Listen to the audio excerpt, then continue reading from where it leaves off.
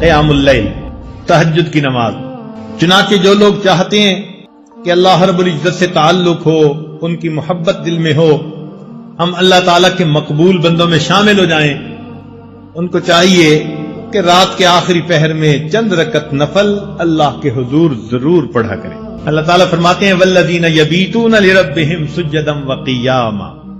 حدیث پاک میں آتا ہے افضل الصلاۃ بعد المکتوبۃ قیام اللیل، کہ 5 فرض نمازوں کے بعد سب سے افضل نماز تہجد کی نماز ہے۔ قیل للحسن، حسن رحمت اللہ علیہ سے یہ کہا گیا ما بال المتہجدین احسن الناس وجہا، کیا وجہ ہے کہ تہجد پڑھنے والوں کے چہرے بڑے منور ہوتے ہیں، ان کے چہروں پہ بڑا نور ہوتا ہے۔ قال، انہوں نے جواب دیا لأنہم خلو بالرحمن فألبسہم نور من نورہ، اس لیے کہ وہ اللہ کے ساتھ تنہائی میں عبادت میں وقت گزارتے ہیں، اللہ اپنے نور کو ان کے چہروں پر پالش کر دیتے ہیں۔ ایک بزرگ فرمایا کرتے تھے کہ حضرت، ان کے پاس ایک بندہ آیا، اس نے کہا کہ حضرت مجھے رات تہجد کی توفیق نصیب نہیں ہوتی، کوئی عمل بتا دے۔ انہوں نے آسان سا جواب دے دیا، فرمانے لگے اے دوست، تو اپنے دن کے اعمال کو سنوار لے، اللہ تعالیٰ تجھے رات کے اعمال کی توفیق عطا فرما دے۔ ہم دن میں جو نافرمانیاں کرتے ہیں نا، ان کی وجہ سے رات کی عبادت سے محروم کر دیے جاتے ہیں۔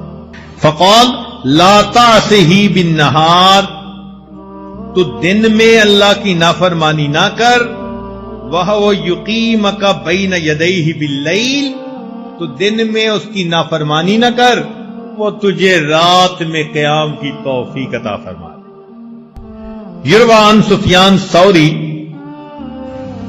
سفیان ثوری رحمۃ اللہ سے یہ بات منقول ہے، فرماتے تھے کہ حرمت قیام اللیل 5 اشہر بذنب اصبتہ، ایک مرتبہ ایک گناہ مجھ سے سرزد ہو گیا جس کی وجہ سے 5 مہینے تہجد کی نماز سے میں محروم ہو گیا۔ اور پتہ ہے وہ گناہ کون سا تھا؟ فرماتے ہیں گناہ یہ تھا کہ ایک نوجوان دعا مانگتے ہوئے رو رہا تھا، اور میں نے اس کی طرف دیکھ کر گمان کیا کہ یہ ریاکاری کر رہا ہے۔ میں نے اپنے دل میں اتنا سوچا ریاکاری کر رہا ہے۔ اس بدگمانی کے گناہ کی وجہ سے اللہ نے 5 مہینے تہجد سے مجھے محروم کر دیا۔ اور ہم کتنی بدگمانیاں کرتے ہیں لوگوں کے بارے میں بھائی،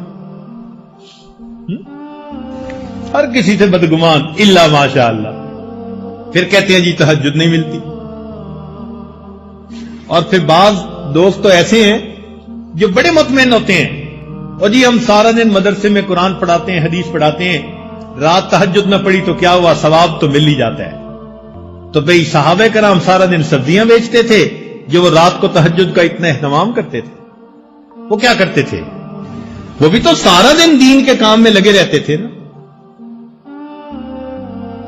فرسان بالنہار ہوتے تھے، اور پھر اللہ ان کو رہبان باللیل بنا دیا کرتے۔ رات گھوڑے کی پیٹھ پہ ہوتے تھے صبح میں، اور رات مسلح کی پیٹھ پر ہوا کرتے تھے۔ تو یہ تو نفس ہمیں مطمئن کر دیتا ہے نا کہ کوئی بات نہیں اگر تہجد کی توفیق نہیں ملتی۔ اچھا ایک بات ذرا توجہ سے سنیں کہ ایک تو ہے ہمارا سوچنا ہم تہجد پہ نہیں اٹھتے، اور ایک سوچ کا انداز اور بھی ہے، وہ کیا؟ حدیث پاک میں آتا ہے اللہ تعالی رات کو فرشتوں کی 3 جماعتیں بنا دیتے ہیں۔ فرشتوں کی کتنی جماعتیں؟ 3 جماعتیں بنا دیتے ہیں۔ ایک جماعت کو کہتے ہیں کہ دیکھو فلاں فلاں میرے مقبول بندے ہیں، تم جاؤ اور ان کو پر مار کے جگا دو، یہ تہجد میں اٹھنے کا وقت ہے، یہ اٹھیں گے مجھ سے مانگیں گے، میں پروردگار ان کی جھولیوں کو بھر دوں گا۔ چنانچہ یہ لوگ سوئے ہوئے ہوتے ہیں، نہ گھڑی کا الارم نہ کوئی اور، اچانک ان کی آنکھ کھل جاتی ہے۔ یہ اللہ تعالیٰ کی طرف سے فرشتے اٹھا دیتے ہیں ان کو، اچانک آنکھ کھل جاتی ہے۔ دل میں ارادہ لے کے سوتے ہیں 3 بجے اٹھنے، 3 بجے آنکھ کھلتی ہے، تو اللہ تعالیٰ کے فرشتے جگا دیتے ہیں۔ اور پھر دوسرے گروپ کو اللہ فرماتے ہیں کہ جاؤ فلاں فلاں فلاں میرے ناپسندیدہ بندے ہیں، میں انہیں پسند نہیں کرتا، تم جاؤ اور ان کو تھپکی دے کے سلا دو۔ یہ میرے نیک مقبول بندوں کے اٹھنے کا وقت ہے، اور میں نہیں چاہتا کہ اس موقع پر یہ مجھے اپنی شکل دکھائیں۔ رات کے 1 بجے تک جاگتے رہیں گے، 2 بجے تک جاگتے رہیں گے، جب تہجد کا وقت شروع ہو جائے گا نیند آ جائے گی۔ آپ شادی بیاہ پہ دیکھیں، لوگ پروگرام بناتے ہیں، آج شادی کی رات ہے جی، ساری رات جاگیں گے، ساری رات نہیں جاگتے۔ جب تہجد کا وقت شروع ہوتا ہے سارا مجمع سو جاتا ہے، گھر کی عورتیں سو جاتی ہیں، مرد سو جاتی ہیں، مہمان بچے سب سوئے پڑے ہوتے ہیں، وہ سوئے نہیں ہوتے، ان کو سلا دیا جاتا ہے۔